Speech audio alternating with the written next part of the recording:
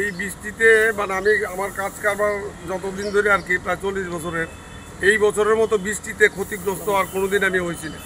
এবং বৃষ্টির জন্য তো ঠাকুরের কাজই করে, কালকে একটা বৃষ্টি হয়তো সবটি ঠাকুরই আমার হইলে দিত, কিন্তু কোনো রকমে চাপাচুপিতে রক্ষা করছে। বৃষ্টির জন্য তো কাজই করা যেতেছে।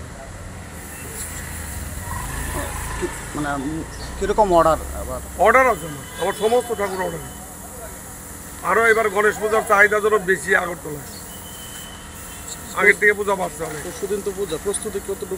প্রস্তুতি বলতে আজকে রাত্রিটা শুধু পাবো, কালকে তো সকাল থেকে ডেলিভারি যাবে, তো যত রাত্রি হোক আজ কালকেও সারা রাত্রি কাজ হয়েছে, কারণ এই ঠাকুরগুলি আজকে যত কষ্টই হোক ফিনিশ করতেই হবে।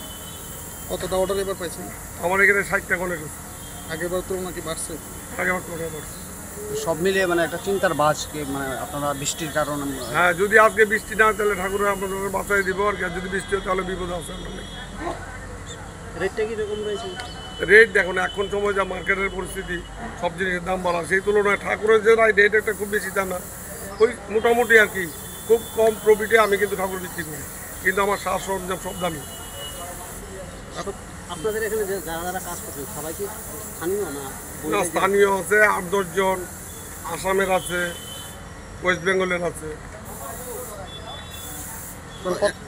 কতজন কাজ করে? আমার কাছে এখন পর্যন্ত কাজ করতেছে প্রায় 14-15 জন। আপনি এখানে সবচেয়ে বড় মূর্তি কত ফুট? আমার সবচেয়ে বড় মূর্তি গণেশ হয়েছে, না ব্যাকগ্রাউন্ড নিয়ে আসে 14-15। দিবারাত্রি কাজ চলছে না? দিবারাত্রি কাজ। আপনার নামটা? আমার নাম উত্তম চক্রবর্তী।